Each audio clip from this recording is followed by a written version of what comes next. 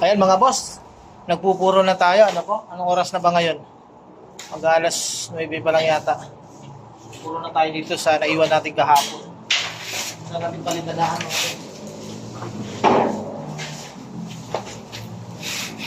Doon pa naman mga po sa mga nagtatanong pala. Sa pagpupuro naman ninyo mga boss, lagi nyo tatandaan. Ano po? Iwasan ninyo na pagtuyo na yung pader na pinalitadahan nyo, sa inyo yan. Para hindi kayo nahirapang magpuro. Pero,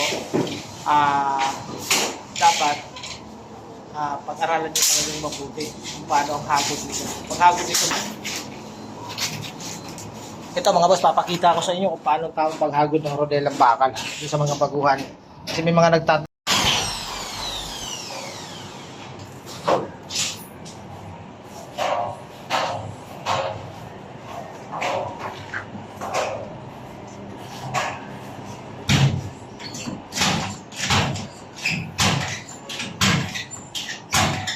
Yan po mga boss, ang nilalagay po namin sa PVC panel namin. Isa ang kasama niya, si Kuya. Walang pasok ngayon, kaya extra muna siya. Tapos na nila. Ilaw na lang ikakabit natin dyan mga boss. Tapos na siya. Ang ilalim.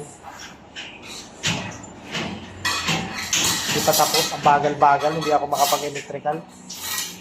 Natap ko na sana yung mga kuryente, kaya lang ang bagal ng taga-ground natin. Okay mga boss, yan sa inyong lahat. Boss Ray po, ayan. Dito lang tayo. Ingat-ingat po mga boss. Mabuhay ang lahat ng construction worker. Ingat po. Ayan mga boss, i-clear gloss na natin ito mga boss. Ayan ha. Tapkot na natin yung ating pintuan. Ayan na natin yung likod.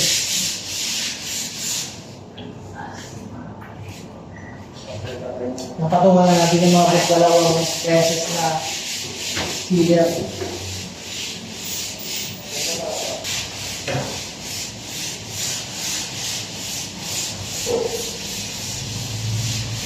Ano po mga boss, pagka sinigila natin yung roller natin, madali na lang. Sila na galing natin yung mga hindi ka pa makakaroon natin. Madali na.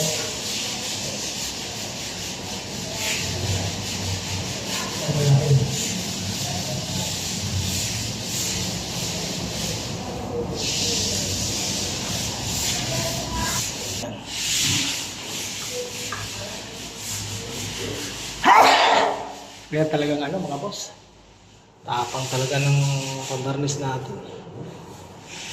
Ayan.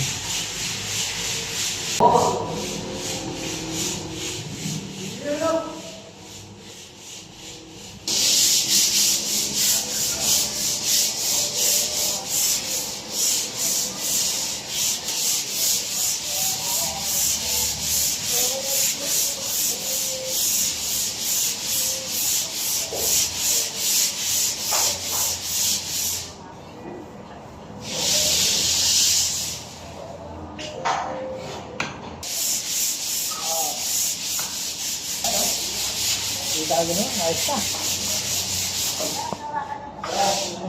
Hello mga boss, magandang araw po. Ano po? Update ko lang kayo sa ginagawa po namin. Hindi kami makaalis-alis dahil nagpapintura na si Boss Iking. Ano po, ayan po. Oh. Ayan, si Kuya. Walang paso, kaya extra siya. Ayan, pinturahan na po ni Kuya hanggan. Tapos na yung pader niyang pinturahan. Tapos na. Magaling siya sa ganyan, magpipintura siya ng mga bakal-bakal. Ayaw lang pinturahan yung mga sulok-sulok. Okay? Ito, Kuya. Dito naman tayo sa kabila mga boss. Ayan naman po ang kulay ng kabila. Yan, ililihan ulay. Konti na lang din, matatapos na rin yan mga boss. Ano pa? Kaya ano ang kulay niyan? Ayan naman ang kulay niyan.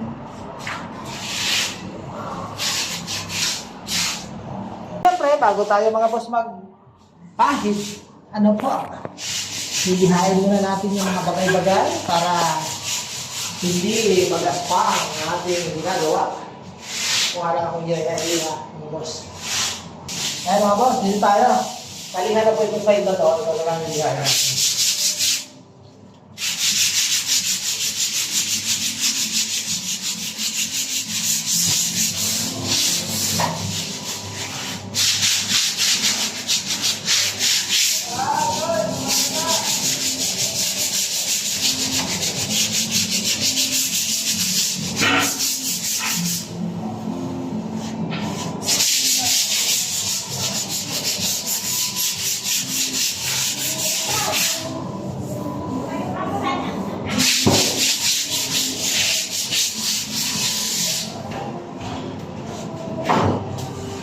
Siyempre, kukulay na tayo bago tayo magpahid. Pahiram na ano muna natin. May pero lang balistan mo. Alam niyo po mga boss, papagpagan nyo para alis yung alikabok para kumapit ng ayos ng pintura.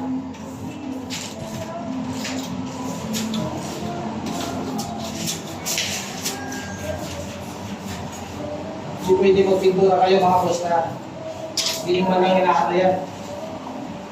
Kasi alikabok yan, siyempre. Yan, kaya na natin.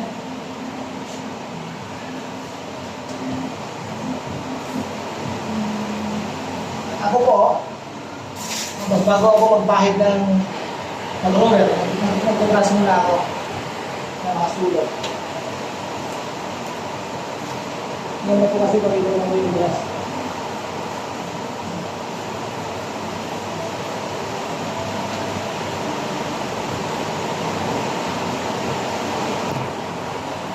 Napras ko mula, ayan o, pintura, siyempre, gray po yan, ayan.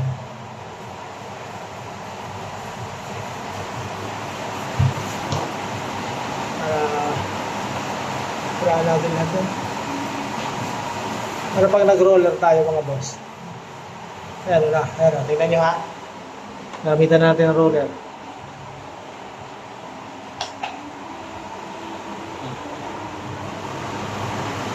Hindi tayo tatama doon sa taas.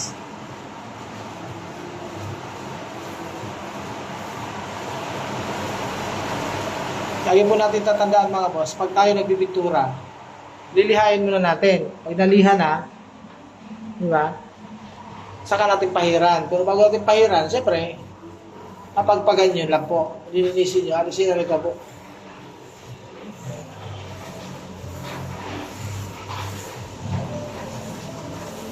Ang stroke naman ng paglipintura, gano'n lang, kung papaba. Huwag nyo gayahin yung ginawa ko kanina. Ginawa ko lang yun para mapansin nyo. Bawal po yun. Kailangan po mga boss ang pag-i-stroke natin ng paghagod natin. Kung ganyan, patayo lang lahat. Kasi ano po yan eh. Diba?